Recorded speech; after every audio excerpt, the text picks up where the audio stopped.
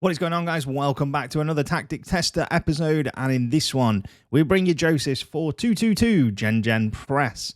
Now, disclaimer, when Joseph trialed this, and this is available on FM Scout, so the link will be in the bio, he actually recorded 34 wins, 0 draws, 0 defeats. He scored 193 goals and only conceded 18, and got 102 points.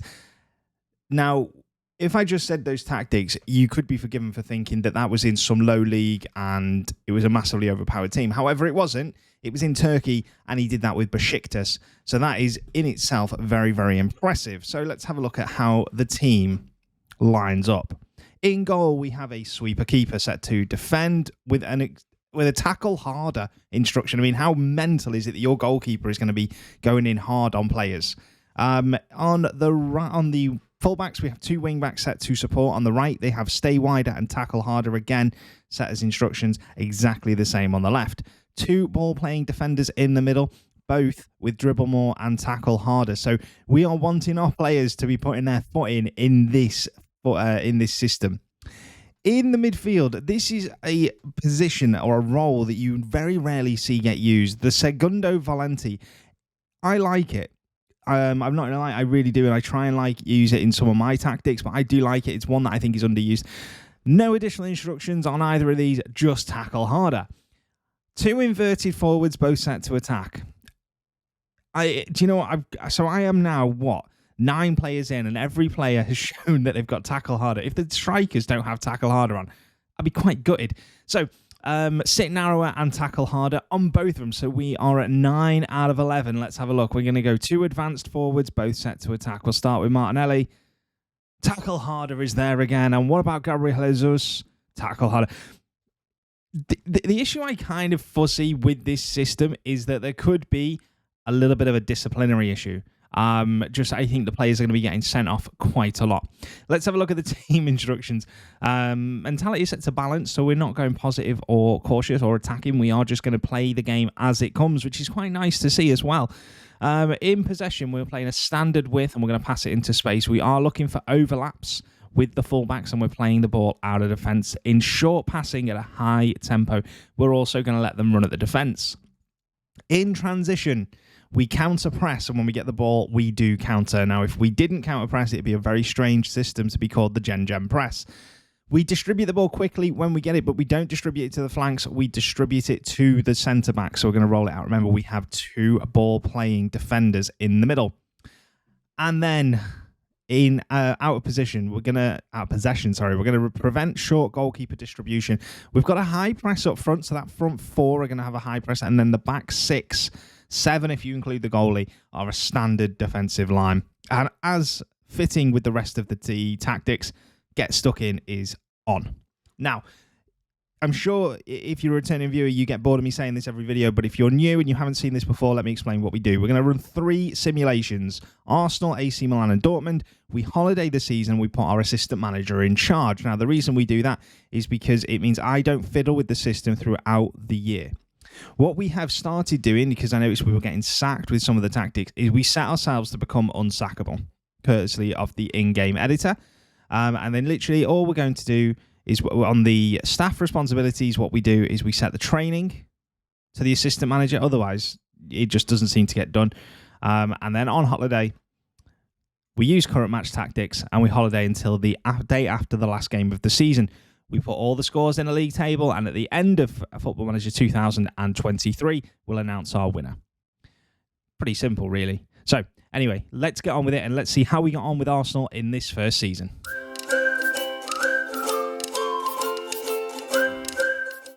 All right, then, Arsenal season done and dusted. Let's see how we got on in this season. I'm actually quite excited for this because this is the best Arsenal season we've done, bar none. I mean, let me have a look at the I'll have a look while we're on at the spreadsheet, because I'm telling you now, this Arsenal season is amazing. So prior to this, the top score we got with Arsenal was back in Diego's defensive masterclass by Josh, 76 points. Nagelsmann, the 4-2-3-1, came close at 75, but this one has blown that out of the water. This one, Third place finish, 38 games, 25 wins, 6 draws, 7 defeats, 81 points, and a goal difference of 53. That is absolutely brilliant. We were so close to getting Man City in second. We were a fair distance behind Liverpool, but they're so overpowered on this year's game. It's just ridiculous. But look at that, 94 goals scored, joint top scorers in the league. We conceded probably a bit too many, but that's still really good. Amazingly, we scored 94 league goals and didn't have a player in the top 3 goal scorers. Erling Haaland racking up 52 goals is just scandalous. Let's see who our top league scorer was. 21 goals. 21 goals was our top league scorer. Remember, we scored 90. 90 goals in the league is phenomenal. So let's have a look at the team stats. Gabriel Jesus in all competitions, 36 goals. Martinelli in all, 37. Emile Smith-Rowe, 14 goals, 20 assists. Martinelli got 10 as well. Bukayo Saka got 10 assists. Thomas Partey got 10. How mental is that? William Saliba scored 19 goals over the course of the season. And let's see, who did anybody else know? William Saliba, how many did he get in the league? Let's have a look. 11 league goals. That is brilliant. Obviously, he has only just started playing for Arsenal after being on loan for a couple of years. What a man. Aaron Ramsdale in goal then conceded 64 goals over the course of the season. Majority of those were in Europe. Only conceded 37 in the league, which is pretty good. Now, in terms of the data hub, let's have a look how we got on with Arsenal. Goals per game massively ahead, expected goals per game massively ahead, and defensively we were better. We also had more shots than the rest of the league on average as well. And in terms of the competitions that we played in, so we finished third in the Premier League, knocked out by Liverpool in the 5th round of the FA Cup. We won the Carabao Cup, so we were guaranteed European football. And we finished runners-up in the Europa League. Now, we actually lost that final to Real Madrid. So, do you know what? We lost it to Real Madrid. That is what it is. It's just a much of a muchness. There is, though, one game that I wanted to just kind of draw attention to, and it's this one here. 10-0 against Nottingham Forest. Thomas Partey bagged a hat-trick. And so, William Saliba bagged 4. Oh my God, William Saliba scored 4 goals in this game. That is just unreal. There were some obviously wacky results throughout it, but we lost 1-0 to Real Madrid, and it took them 77 minutes to score. So that is a very good season. So let's put that one in the table here. We got 81 points for this tactic, and it is the Joseph's 4-2-2-2 Gen.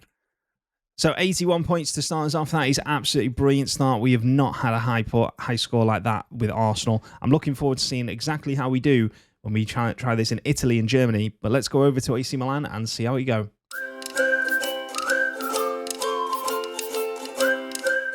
All right, then, let's have a look at Season 2 with AC Milan.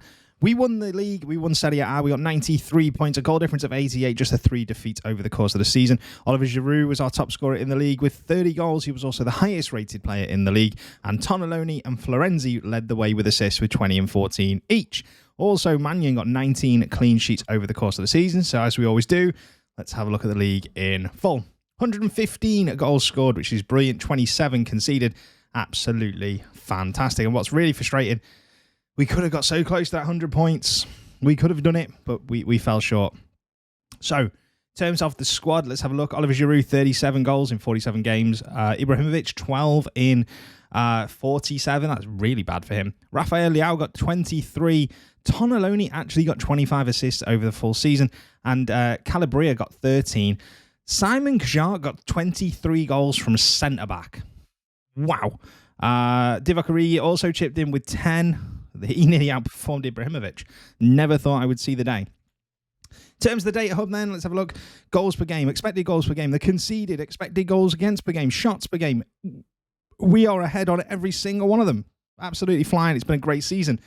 And in terms of the competitions, let's have a look. So we got to the semi-finals of the Coppa Italia. We won the Coca-Cola Super Cup, and we were knocked out in the quarterfinals by Real Madrid. So 2 of these saves we've lost to Real Madrid in Europe. Let's hope that's not an omen for Season 3 as we head over to Germany and we take charge of Borussia Dortmund.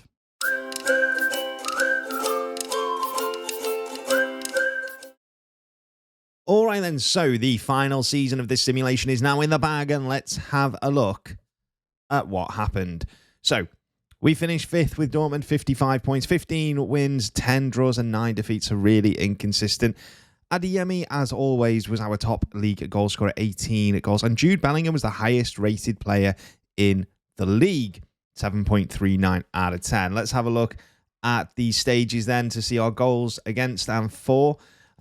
So we scored 49 goals, which is the worst it has been with this tactic. Considering this tactic is so attacking, the fact that's happened is embarrassing, and we conceded 37. So defensively, not bad at all, but offensively, pretty average. Let's have a look at the team and how they all did. Karim Adeyemi over the whole season, 36 appearances, 24 goals. Sebastian Heller, 35 appearances, 12 goals. Marco Reus, 32 games, only for 5 goals and 6 assists. Normally, he is absolutely raking it in. No one player got 10 assists, and only the front two scored more than 5 goals, which you can see straight away where we struggled. Competitions-wise then, we were knocked out in the group stage of the Champions League and the third round of the Cup by Wolfsburg. And in terms of our data hub, you can see there how much less it is when you look at how we did with Arsenal and Milan. Less goals per game, less expected, and even defensively, we're not as good. So it's not been a wonderful season, but, that's just kind of what it is. Anyway, I've really enjoyed doing this. This is a solid 8 out of 10 tactic for me. And right now, this gives us a grand total of 229 points. It puts it top of our leaderboard, the Joseph 42222. It's available on FM Scout. Go and give it a download. I highly recommend it. And I will see you all in the next episode. See you all soon.